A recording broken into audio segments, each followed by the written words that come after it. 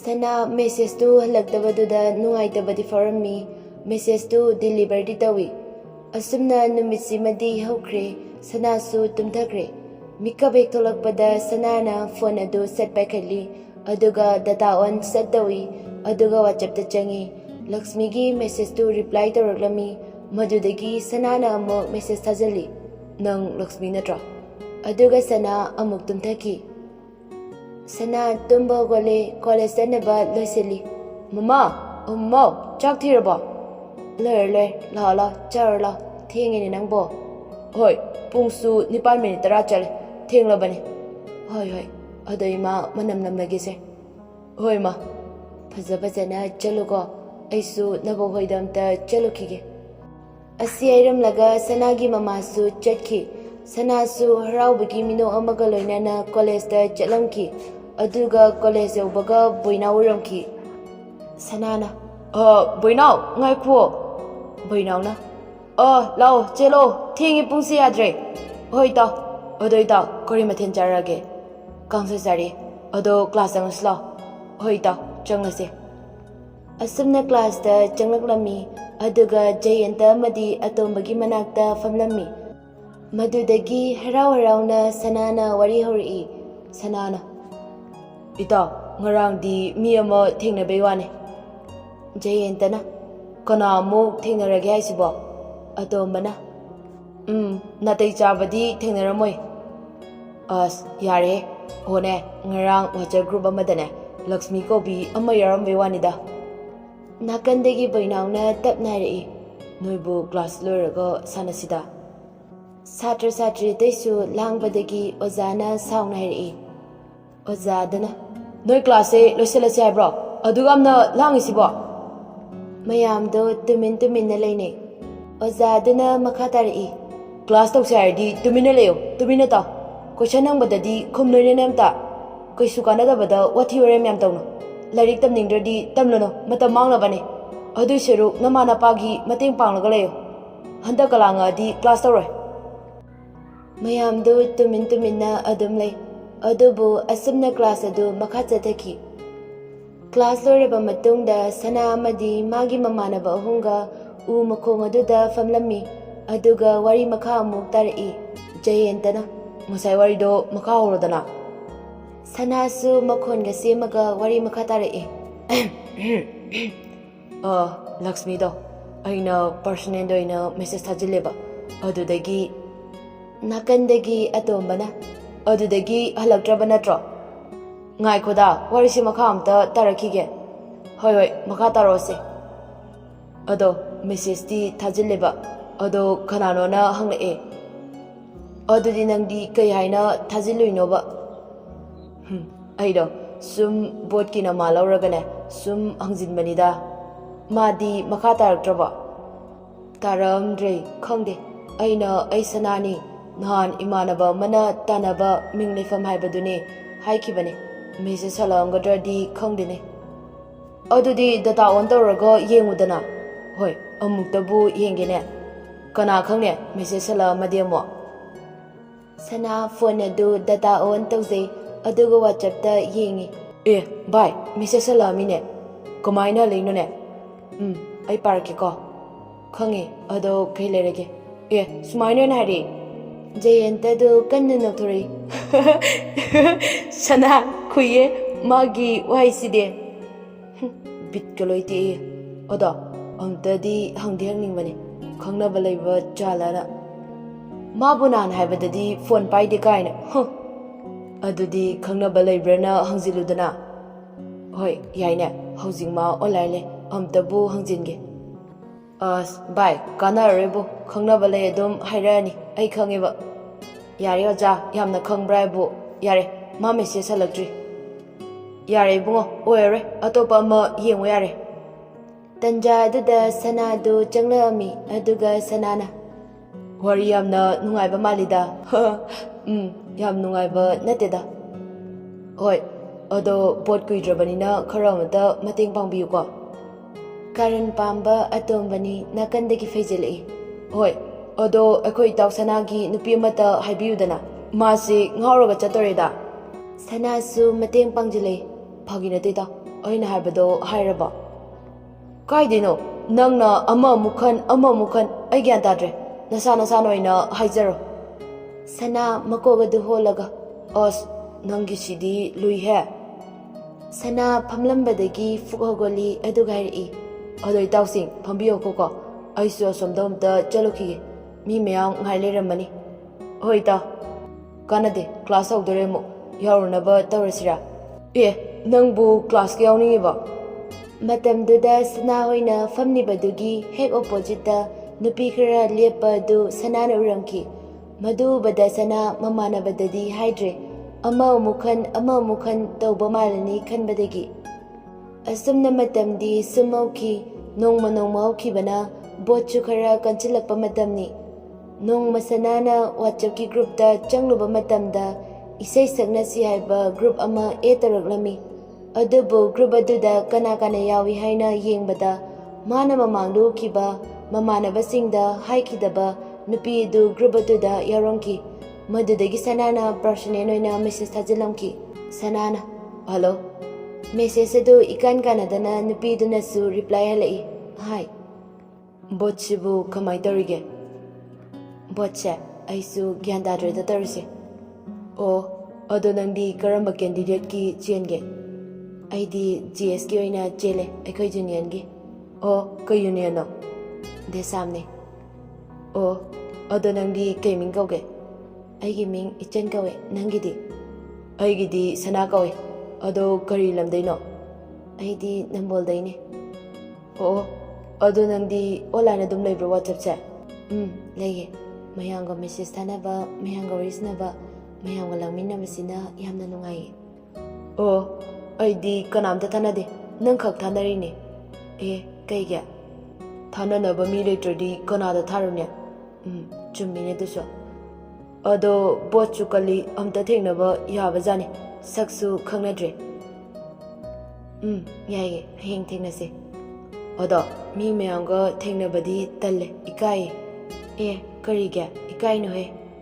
ꯑꯩꯗꯤ ꯏꯇꯣꯝꯇ ꯂꯥꯛꯇꯣꯏꯅꯦ, ꯑꯗꯨꯅ ꯇꯟꯕ꯫ ꯅꯪꯁꯨ ꯅꯇꯣꯝꯗ ꯊꯣꯛꯂꯛꯎꯗꯅ, ꯑꯩꯁꯨ ꯏꯇꯣꯝꯇꯅꯤꯅ, ꯆꯞ ꯃꯥꯟꯅꯅꯕ꯫ ꯍꯣꯏ, ꯌꯦꯡꯒꯦ, ꯍꯌꯦꯡ ꯃꯤꯇꯤꯡ ꯑꯅꯤꯗꯤ ꯂꯩꯕꯅꯦ, ꯑꯗꯣ ꯌꯦꯡꯒꯦ꯫ ꯍꯣꯏ, ꯑꯗꯨꯗꯤ ꯍꯌꯦꯡ ꯊꯥꯅꯔꯁꯤꯀꯣ, ꯄꯥꯎ ꯐꯥꯎꯅꯔꯒ꯫ ꯍꯣꯏ꯫ ꯑꯁꯨꯝꯅ ꯍꯥꯏꯅꯈꯤꯕꯒꯤ ꯃꯇꯨꯡꯏꯟꯅ ꯅꯣꯡꯉꯥꯜꯂꯦ꯫ ꯁꯅꯥ ꯃꯤꯍꯨꯟꯗꯨ ꯆꯦꯡꯒꯨꯝ ꯆꯦꯡꯒꯥꯟꯅꯩ꯫ ꯑꯗꯨꯝ ꯍꯔꯥꯎꯕꯒ ꯎꯅꯤꯡꯕꯒꯅ ꯆꯥꯛꯀ ꯐꯖꯅ ꯆꯥꯗꯈꯩ ꯀꯣꯂꯦꯖ ꯇꯝꯅ ꯂꯥꯛꯏ꯫ ꯀ꯭ꯂꯥꯁꯁꯨ ꯌꯥꯎꯔꯤ꯫ ꯃꯃꯥꯟꯅꯕꯁꯤꯡꯗꯨ ꯊꯦꯡꯅꯕꯗ ꯁꯅꯥꯅ, ꯏꯇꯥꯎ, ꯀ꯭ꯂꯥꯁ ꯌꯥꯎꯗꯣꯏꯔꯥ? ꯖꯌꯦꯟꯇꯅ, ꯌꯥꯎꯗꯣꯏꯅꯦ ꯀꯩꯅꯣ, ꯅꯪꯁꯨ ꯌꯥꯎꯔꯨꯁꯤꯗꯅ꯫ ꯍꯣꯏ ꯏꯇꯥꯎ, ꯆꯪꯂꯁꯦ꯫ ꯑꯁꯨꯝꯅ ꯀ꯭ꯂꯥꯁꯇꯨ ꯌꯥꯎꯔꯦ꯫ ꯁꯅꯥꯗꯤ ꯅꯣꯛꯐꯦ ꯇꯧꯔꯒ ꯍꯔꯥꯎꯕꯒ ꯀꯩꯒ ꯀ꯭ꯂꯥꯁꯇ ꯑꯣꯖꯥꯅ ꯇꯥꯛꯂꯤꯕꯗꯨ ꯀꯩꯝꯇ ꯃꯥꯒꯤ ꯃꯀꯣꯛꯇꯒ ꯆꯪꯕꯤꯗꯦ꯫ ꯀ꯭ꯂꯥꯁꯇꯨꯁꯨ ꯌꯥꯝꯅ ꯀꯨꯏꯕꯣꯏ ꯅꯤꯡꯏ꯫ ꯑꯗꯨꯕꯨ ꯀꯨꯏꯔꯁꯨ ꯀꯨꯏꯅ ꯀ꯭ꯂꯥꯁꯇꯨ ꯂꯣꯏꯔꯕ ꯃꯇꯨꯡꯗ ꯖꯌꯦꯟꯇꯒ ꯁꯅꯥꯒ ꯊꯣꯛꯂꯛꯏ꯫ ꯑꯗꯨꯒ ꯆꯠꯅ ꯋꯥꯔꯤ ꯁꯥꯟꯅꯔꯛꯏ꯫ ꯖꯌꯦꯟꯇꯅ, ꯉꯁꯤꯗꯤ ꯑꯩꯁꯨ ꯍꯜꯂꯅꯤ, ꯅꯪꯗꯤ ꯂꯩꯍꯧꯈꯤꯗꯣꯏꯔꯥ? ꯑꯇꯣꯝꯕꯁꯨ ꯕꯣꯏꯅꯥꯎꯁꯨ ꯂꯥꯛꯇꯦ, ꯀꯩꯗꯧꯔꯕꯅꯣ ꯈꯪꯗꯦ꯫ ꯍꯣꯏꯅꯦ, ꯀꯩꯗꯧꯔꯕꯅꯣ ꯈꯪꯗꯦ ꯃꯣꯏ ꯑꯅꯤꯁꯦ꯫ ꯑꯗꯣ ꯑꯩꯗꯤ ꯉꯥꯏꯍꯥꯛ ꯂꯩꯍꯧꯈꯤꯒꯦ꯫ ꯐꯔꯦ, ꯑꯗꯨꯗꯤ ꯂꯩꯍꯧꯔꯣ, ꯀ꯭ꯂꯥꯁ ꯌꯥꯎꯔꯣ꯫ ꯑꯩꯁꯨ ꯑꯩꯈꯣꯏ ꯑꯃꯗꯣ ꯕꯖꯥꯔꯗ ꯂꯥꯛꯑꯦꯌꯦ, ꯑꯃꯨꯛꯇ ꯎꯅꯧꯈꯤꯒꯦ꯫ ꯁꯦꯁ, ꯅꯪꯒꯤꯗꯨꯁꯨ ꯊꯕꯛ ꯑꯃꯅꯤꯅꯦ, ꯈꯪꯗ꯭ꯔꯦꯗ, ꯉꯁꯤꯗꯤ ꯍꯔꯥꯎꯕꯒꯤ ꯍꯔꯥꯎꯕ ꯉꯥꯛꯇ꯫ ꯑꯗꯨꯅ ꯀꯩ ꯍꯥꯏꯕ? ꯁꯅꯥ ꯍꯥꯏꯈꯤ ꯍꯥꯏꯗꯣꯛꯎꯔꯒ ꯏꯀꯥꯏꯔꯛꯇꯅ ꯋꯥꯔꯤꯗꯨ ꯐꯠ ꯁꯝꯖꯤꯜꯂꯛꯏ꯫ ꯀꯩꯁꯨꯝ ꯍꯥꯏꯗꯦꯗ, ꯁꯨꯝ ꯋꯥꯔꯤꯕꯣꯕ꯫ ꯋꯥꯔꯤ ꯑꯣꯏꯅꯤ, ꯅꯪ ꯋꯥꯔꯤ ꯑꯣꯏꯅꯤꯕ꯫ ꯑꯗꯣ ꯐꯔꯦ, ꯂꯩꯍꯧꯔꯣꯀꯣ, ꯑꯩꯁꯨ ꯆꯠꯂꯨꯈꯤꯒꯦ꯫ ꯍꯣꯏ ꯏꯇꯥꯎ꯫ ꯑꯁꯨꯝꯅ ꯁꯅꯥꯗꯨ ꯀꯣꯂꯦꯖꯇ ꯂꯩꯍꯧꯏ꯫ ꯖꯌꯦꯟꯇꯁꯨ ꯑꯗꯨꯝ ꯆꯠꯈ꯭ꯔꯦ꯫ ꯁꯅꯥ ꯃꯇꯣꯝꯇ ꯂꯩꯐꯝ ꯈꯪꯗꯦ, ꯍꯔꯥꯎꯕꯒ ꯀꯩꯒ ꯅꯣꯛꯐꯦ ꯇꯧꯖꯩ꯫ ꯑꯗꯨꯅ ꯁꯅꯥꯅ ꯀꯣꯜ ꯇꯧꯁꯤꯜꯂꯤ ꯏꯆꯟꯗ꯫ ꯏꯆꯟ, ꯀꯩ ꯍꯥꯏꯒꯦ? ꯁꯅꯥ ꯏꯆꯟꯅꯒ ꯀꯩ ꯍꯥꯏꯒꯦ ꯈꯨꯝꯂꯛꯄꯗꯨꯗ ꯑꯃꯨꯛꯀ ꯍꯦꯟꯅ ꯅꯨꯡꯉꯥꯏꯕ, ꯍꯔꯥꯎꯕ ꯐꯥꯎꯔꯝꯃꯤ꯫ ꯊꯣꯛꯂꯛꯑꯣꯗꯅ, ꯑꯩ ꯀꯦꯃꯦꯁꯇ꯭ꯔꯤꯒꯤ ꯂꯦꯞ ꯃꯃꯥꯡꯗ ꯎ ꯃꯈꯣꯡꯗ ꯂꯩꯌꯦ꯫ ꯑꯩꯗꯣ ꯃꯤꯇꯤꯡ ꯑꯃꯒꯤ ꯇꯧꯗꯧꯒꯤ ꯇꯧꯔꯤꯌꯦ꯫ ꯑꯁ, ꯑꯗꯣ ꯊꯣꯛꯂꯛꯑꯣꯕ ꯀꯨꯏꯗꯕꯤꯗ, ꯁꯛ ꯈꯪꯅꯕꯅ ꯐꯠꯇ꯭ꯔꯣ?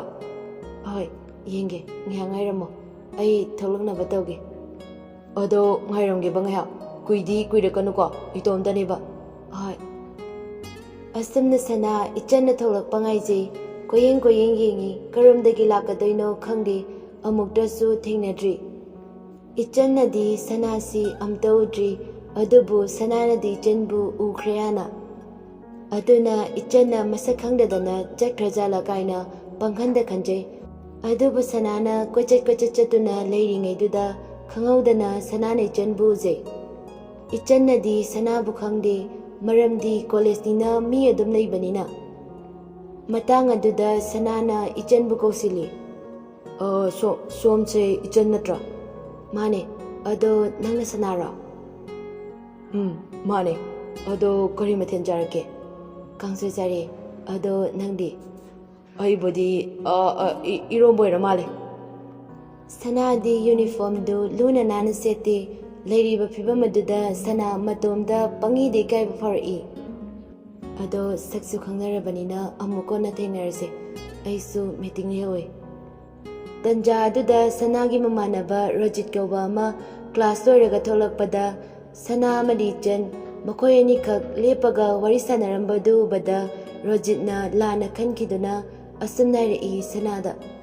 Rojitna sana kyam kuire aikhoidagadi haidokte sanadu ikaiboy khumpham khangdadana tamnairai. Mi manabine sumwari ama sanarambanida. Rojit ki wahai amadi sanana khumni badu dabada moyeni gi mong mataududa ichansu nokfai tauze adubu khangsinadaba saraga adumak leije. Ichanna adudi aisu mu changlage ko nangsu imhaladara. Hoi haladoine. Pare adudi hallo fazana. Asum nairamlaga sana amadi chanchu nokfai tongna mafamdudagi chanakirami. Adubu Rojitchu counter room dagi changluraga tholakpada sana amadi Rojit amuka thengnare. Aduga amu wari sanarami. Rojitna yam thuna amamu koiramida. Koinade ngarang nahanda thengnabada ngairi khangnaba nate sum board ki wari sanabanida. Yare khangjare bungo haidoningdrido chumna wari sanaba oiragabu nabanidang sanagadra. Sana khumphang khangde Rojit ki wahaiduda amuka hena ichansi apamba nungsiba phauropagum tawi. Sanana ado yarese Rabidi thengnadro nangba. Thengnade mado thaba ama chatkum tawbane. Ado yumhalado natra. Pung 3 tarakansida lehokige hara. Mama hoine pung 3 tadorene. Aisu mu home tuition chatoine. Adudi chalaseta. Hoi chalaseta. Asumna makoy animak mayung maikay pangnakrami. Namidangi matamni sana ichanda message thaningba ama adum farami. Nungsiba haibasi asumna tawbra haina matomta khanje. Adubu fongdoktriba nungsibani. Ichanadi khanba nateko sanana khanlibasi aduna matomta khanje. Aduna sanana ichanda message tharami. Ichan kedoramina. Sumnairambane. Message di thakibaga halaine online budi ude. Aidi net adum on taraga thame adugini. Ado ngasai imanabana haibada kaimta khangenuko. Kaisum khandeda adubu. Hoi ado ngasidi phajanasu wari sanaudre. Amuka thengnaraga wari fajana sanabadi yabane. Hoi yaye thengnase. Sanadu harauna nokje ichana hiyeng thengnase hare haina khanjabada nokje. Hoi yaye ado kataida thengnasige. Ayeng desamgi head office da meeting naye ado loiraga thengnaba taba. Hoi adudi kataida oina thengnasige. BT park doina thengnarase. Hoi ado nang kanaga lakdoino. Aidi aikoi chemaga lake. Hoi adudi hayeng thanarasiko ngasigidi thengi tummage nangsu tummo. Hoi aisu tummadoine ware. Ichan good night. Good night.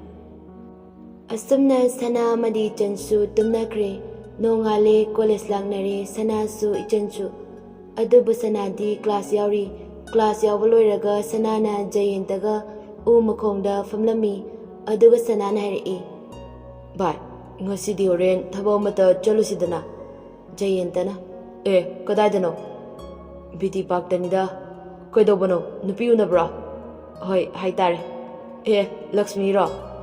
nateda madi khangnaba lei habani. O adudi kana unadoino? Ichen kobi nupi ama unarudoine. Mana mu kadaidage kamaina thengnariba? Sanadu Jayantada mamit paining is aibu nupi amna koibadona. Lambudi nambondaine. Ado aikoi college punna tame. Aduga kamaina thengnariba? Taseng badi WhatsApp group daginida. Ses nupa nangsu yaine. Adudi pung kayada thengnadoino? Khongdine. Amtabu call tawsilaga hangi. Asi hairaga sana ichalda call tawi aduga hangi. Ichan kaida lege? Ai meeting yauriye. Adu loiraga hairake kuire. BT Park da leiramu. Hoi adudi ngairamage ko. Jayantana kai hairaino? BT Park da ngairamoi meeting ama yauri hai. Ado chalasira. Hoi chalasita. Asi hairaga makhoi ani BT Park tamna chalami. BT Park yaubaga Jayantana. Has kuire BT Park ka changdaba. Aisu kuire ta. Ado mi fajanadi dum changba jani ko. Hoi. Ado BT Park se CC Johnston ga suti tharadi satra ngakta ngairamdong male. Has khangdrebuita. Ado kaida ngai sike? Khangdine. Ado phamlaga ngaibana fatra. Phai. Adodi asongi nakalomse asida chalurase. Kuinasu changdaba. Hoi taw changlase. Adoi taw yamnadi kuina legumsiko thengkini. Hoi nya wari sanaraga kainam chaminaraga halasida. Ada asigi usigi makhada oina famlasira. Hoi asina farani. Manaki gate ki mapanda singju su yole. Adoi taw call tawsilo labana amta hongo. Hoi amta tawsingi. Amuk thengkini. Asi hairaga chana ichana call tawsili. Loidrubai loiragumbane. Ado nang kaida lege? BT Park da ngairamu haidane. Aduda leiraba? Hoi leire. Ado kuirano. Ai manaba maga leirineba thengkini. Hoi adudi thoglage ko iche maga. Hoi ngairamage ko. Ado kaiwaida leirino noiniba? Aikoidi BT Park ki manungda gate ama leibado. Adugi gate tugi maningda upambi ama hobado. Adugi makhada famiye. Hoi adudi aduda dum leiramuko aikaisu laage. Hoi. Asi hairaga phone thami. Aduga Jayantan harai. Lai haibraita. Laage meeting loire hai. Adudi lakjarasini. Ado aikoi saiga nongma changak tarisida. Noi saido school halakpa ngayudana. As madine parka koroe. Ado ngaibda tale manasu yade. Yes nupina ngamdori kona. Ngamloida. Sum thajabagi aisune mana nungaitabadada tawningdaba. Ado nupinadi ngamanganu ngamaloida. Ado nangbu no heronido aikoiromdagido kamai tawkrage? Has kuireda toknakiba. Aduna kamaina toknarino haisiba? Waridi yamna sangi. Nupi haisidine yam thajaba yakpote tarise. Hoi chume. Ado thajaba haibasi yaudabasi yade. Hoi adubudi thajaruba mina hene ekta kainom tawraine. Masidane lurise. Hoi ado mi khudimakti nate khara khaki wane. Khara khaktuda noiromgi nupidusu yaurine. Jayantana ichan hoi changlakpadu rami. Madu bada sanada sumnarai. Icholaitu itaw asomda. Kadaidano? Ado yam kuinadi wari sanagumsiko. Aikoidi matamda chatpa minina. Hoida. Ichan hoisu sanana leiriba mafamda tamna changsilaklami aduga harai. Kayam kuirage ngaiba? Kuidruda yamnadi. Ichange lakminaba machi binana ngaibada waramba tari tawrise. Wadidache. Ado kaisasige? Singju chasira kaisasige? Kaimta charagumsida. As nungaiteda achapo machase. Ai leirake. Asigi singju yonbade. Yaranida charasida. Iche chaksu lamba timingni. Aduna morong nataba uncle chikumba ma kainoma leirage. Adoina charase. Asi hairaga sana achapo leiba jangsinki. Sanana. Ine uncle chipse anida piyuba. Hoi sese ibungo somda leire. Kaya tarigine. Nipu tarine. ꯑꯗꯨꯗꯤ ꯏꯁꯤꯡ ꯕꯣꯇꯜ ꯑꯃꯒ ꯍꯥꯞꯄꯤꯔꯣ ꯁꯦ ꯄꯩꯁꯥ ꯁꯣꯝꯗ ꯂꯩꯔꯦ ꯁꯦ ꯏꯕꯨꯡꯉꯣ ꯁꯅꯥ ꯑꯆꯥꯄꯣꯠꯁꯤꯡꯗꯨ ꯂꯧꯔꯒ ꯏꯆꯟ ꯍꯣꯏꯒꯤ ꯃꯅꯥꯛꯇ ꯂꯥꯛꯏ ꯁꯦ ꯑꯆꯥꯄꯣꯠ ꯆꯥꯔꯁꯦ ꯂꯩꯗ꯭ꯔꯁꯨ ꯌꯥꯔꯕꯗꯨꯗ ꯍꯣꯏ ꯑꯗꯨꯕꯨ ꯅꯣꯡ ꯐꯥꯗꯣꯛ ꯊꯦꯡꯅꯕꯅꯤꯅ ꯅꯨꯡꯉꯥꯏꯇ ꯇꯧꯕꯅꯦ ꯑꯗꯣ ꯁꯦ ꯏꯆꯟ ꯅꯪ ꯄꯥꯏꯌꯨꯁꯦ ꯅꯥꯀꯟ ꯑꯃꯗꯒꯤ ꯖꯌꯦꯟꯇꯅ ꯊꯦꯡꯂꯛꯀꯗꯧꯔꯦ ꯍꯥꯏꯕꯒꯤ ꯃꯇꯥꯒꯨꯝꯅ ꯇꯨꯃꯤꯟꯅ ꯍꯥꯏꯔꯛꯏ ꯊꯦꯡꯉꯤꯅꯦ ꯄꯨꯡꯁꯤ 3 ꯍꯦꯜꯂꯛꯑꯦꯅꯦ ꯁꯅꯥꯁꯨ ꯆꯤꯔꯣꯜ ꯇꯧꯔꯒ ꯍꯣꯏ ꯑꯗꯣ ꯆꯠꯂꯗꯕꯅꯦꯕ ꯑꯆꯥꯄꯣꯠ ꯆꯥꯔꯒ ꯆꯠꯂꯁꯤ ꯄꯨꯟꯅ ꯍꯣꯏ ꯑꯗꯣ ꯌꯥꯝ ꯀꯨꯏꯔꯅꯨꯀꯣ ꯇꯟꯖꯥ ꯑꯗꯨꯗ ꯏꯆꯟꯅ ꯁꯅꯥ ꯑꯃꯗꯤ ꯖꯌꯦꯟꯇ ꯃꯈꯣꯏ ꯑꯅꯤꯗ ꯍꯥꯏꯔꯛꯏ ꯁꯦ ꯆꯝꯄ꯭ꯔꯥꯅꯦ ꯁꯤ ꯆꯥꯎꯁꯦ ꯑꯁ ꯆꯥꯛ ꯂꯥꯝꯃꯀꯥꯟꯁꯤꯗ ꯍꯩ ꯆꯥꯗꯣꯏꯕ ꯑꯩꯗꯤ ꯃꯆꯨꯡ ꯑꯃꯈꯛ ꯆꯥꯒꯦꯀꯣ ꯖꯌꯦꯟꯇ ꯅꯪꯁꯨ ꯃꯆꯨꯡ ꯑꯃ ꯆꯥꯎꯁꯦ ꯍꯩ ꯍꯥꯟꯅ ꯇꯧꯗꯣꯔꯕ꯭ꯔꯥ ꯀꯩꯁꯨ ꯇꯧꯔꯣꯏꯗ ꯈꯤꯇꯪ ꯆꯥꯕꯗꯤ ꯑꯗꯣ ꯃꯌꯥꯝ ꯑꯆꯥꯄꯣꯠꯁꯦ ꯆꯥꯔꯁꯦ ꯃꯌꯥꯝ ꯑꯝꯇ ꯆꯥꯗ꯭ꯔꯦ ꯇꯧꯔꯤꯁꯦ ꯑꯩꯈꯣꯏꯗꯤ ꯆꯥꯔꯦ ꯅꯣꯏꯗꯤ ꯑꯃꯠꯇ ꯆꯥꯗꯦꯅꯦ ꯏꯀꯥꯏꯔꯤꯔꯣ ꯅꯣꯏꯒꯤꯗꯣ ꯏꯀꯥꯏꯗꯦꯗ ꯀꯩꯗꯧꯕꯩ ꯏꯀꯥꯏꯗꯣꯏꯅꯣ ꯅꯨꯡꯁꯥꯁꯤꯁꯨ ꯌꯥꯝꯅ ꯁꯥꯏ ꯇꯧꯔꯤꯁꯦ ꯑꯗꯣ ꯏꯇꯥꯎ ꯅꯪ ꯈꯔ ꯆꯪꯁꯤꯟꯕ ꯌꯥꯔꯣꯏꯗ꯭ꯔꯣ ꯀꯩꯗꯧꯔꯒꯦ ꯅꯨꯡꯁꯥ ꯁꯥꯔꯕꯣ ꯑꯗꯨꯗꯤ ꯁꯅꯥ ꯅꯪ ꯆꯪꯁꯤꯜꯂꯣ ꯁꯣꯝꯗ ꯁꯅꯥ ꯍꯩꯅꯗ ꯏꯆꯟꯒꯤ ꯃꯅꯥꯛꯂꯣꯝꯗ ꯆꯪꯁꯤꯟꯗꯨꯅ ꯐꯝꯃꯤ ꯑꯗꯣ ꯏꯁꯤꯡꯁꯨ ꯂꯩꯀꯣ ꯈꯨꯠ ꯍꯥꯝꯃꯁꯨ ꯌꯥꯅꯤ ꯍꯣꯏ ꯑꯗꯣ ꯅꯣꯏ ꯑꯅꯤꯗꯤ ꯀ꯭ꯂꯥꯁ ꯌꯥꯎꯗ꯭ꯔꯕꯣ ꯌꯥꯎꯋꯦ ꯑꯃ ꯑꯗꯩ ꯅꯪꯅꯕ ꯑꯃꯨꯛ ꯂꯥꯛꯏꯅꯦ ꯑꯃꯁꯤꯗꯤ ꯋꯥ ꯌꯥꯝ ꯉꯥꯡꯗꯦꯅ ꯏꯀꯥꯏꯔꯕ ꯀꯩꯅꯣ ꯕꯤꯅꯥ ꯖꯌꯦꯟꯇꯗ ꯑꯣꯟꯁꯤꯟꯗꯨꯅ ꯍꯥꯏꯔꯛꯄꯅꯤ ꯖꯌꯦꯟꯇꯅ ꯅꯠꯇꯦꯗ ꯁꯨꯝ ꯋꯥꯔꯤ ꯂꯩꯇꯕ ꯑꯗꯣ ꯃꯇꯝꯁꯤꯁꯨ ꯊꯦꯡꯉꯦ ꯑꯩꯈꯣꯏꯗꯤ ꯕꯖꯥꯔꯗ ꯑꯃꯨꯛ ꯆꯪꯈꯤꯅꯤ ꯍꯟꯅꯕ ꯇꯧꯔꯁꯤꯔꯥ ꯍꯣꯏ ꯑꯩꯁꯨ ꯍꯥꯏꯒꯦ ꯇꯧꯔꯤꯅꯦ ꯍꯟꯅꯕ ꯇꯧꯔꯁꯤ ꯑꯗꯨꯗꯤ ꯄꯨꯡꯁꯤ ꯌꯥꯗ꯭ꯔꯦ ꯆꯠꯂꯁꯦ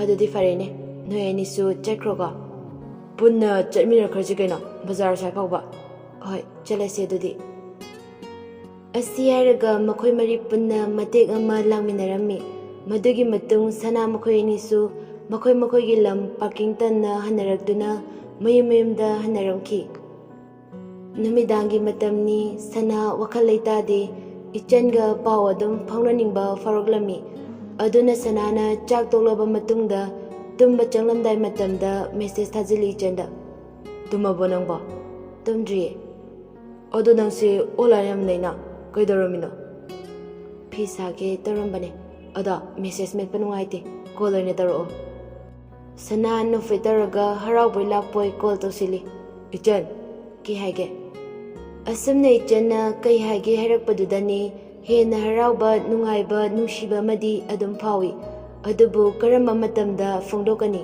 ꯈꯟꯕꯗ ꯑꯋꯥꯕ ꯑꯃꯁꯨ ꯐꯥꯎꯔꯝꯈꯤ ꯀꯔꯤ ꯃꯊꯦꯜ ꯆꯥꯔꯒꯦꯕ ꯏꯔꯣꯟꯕ ꯑꯗꯣ ꯅꯣꯏꯗꯤ ꯑꯩꯈꯣꯏꯁꯨ ꯏꯔꯣꯟꯕ ꯑꯣ ꯑꯗꯣ ꯕꯣꯠꯁꯨ ꯀꯨꯏꯔꯛꯇ꯭ꯔꯦ ꯅꯪ ꯀꯦꯟꯗꯤꯗꯦꯠ ꯀꯔꯝꯕꯒꯤ ꯆꯦꯟꯒꯦ GSꯀꯤ ꯑꯃ ꯆꯦꯜꯂꯦ GS ꯀꯅꯥꯒꯤꯅꯣ GS ꯁꯨꯅꯤꯜꯒꯤ ꯆꯦꯜꯂꯦ ꯑꯣ ꯑꯗꯣ ꯅꯪꯅ ꯅꯨꯃꯤꯠ ꯆꯨꯞꯄ ꯑꯣꯟꯂꯥꯏꯟ ꯂꯩꯔꯤꯁꯦ ꯀꯩꯒꯤꯅꯣ ꯈꯪꯗꯦꯗ ꯁꯨꯝ ꯃꯇꯝ ꯂꯦꯟꯐꯝ ꯈꯪꯗꯗꯅ ꯂꯩꯔꯤꯅꯦ ꯑꯗꯣ ꯌꯥꯝ ꯂꯩꯒꯅꯨ ꯇꯉꯥꯏ ꯐꯗꯕ ꯃꯇꯝꯗ ꯂꯩꯌꯨ ꯃꯤꯅ ꯅꯪꯁꯦ ꯄꯪꯈꯥꯏꯗ ꯈꯥꯏꯕꯤꯔꯛꯀꯅꯤ ꯅꯪꯗꯤ ꯃꯤ ꯈꯨꯗꯤꯡꯒꯤꯁꯨ ꯃꯦꯁꯦꯖ ꯍꯜꯂꯝꯒꯅꯤꯅꯦ ꯑꯗꯨꯕꯨ ꯀꯩꯗꯧꯒꯦ ꯌꯥꯝ ꯀꯥꯏꯀꯣ ꯇꯨꯡꯗ ꯅꯪꯒꯤ ꯃꯥꯏ ꯆꯣꯛꯂꯛꯄꯁꯨ ꯌꯥꯏ ꯅꯪꯒꯤ ꯂꯝꯕꯤꯗ ꯈꯣꯏꯔꯛꯄꯁꯨ ꯌꯥꯏ ꯑꯗꯨ ꯅꯪꯗꯤ ꯀꯥꯏꯗꯩ ꯈꯪꯅꯔꯤꯒꯦ ꯑꯩꯒꯤꯗꯤ ꯈꯪꯅꯕ ꯂꯩꯇꯦ ꯀꯥꯏꯅꯈ꯭ꯔꯦ ꯑꯗꯣ ꯅꯪꯒꯤꯗꯤ ꯑꯩꯗꯤ ꯊꯧꯕꯥꯜꯗꯒꯤ ꯈꯪꯅꯔꯤꯌꯦ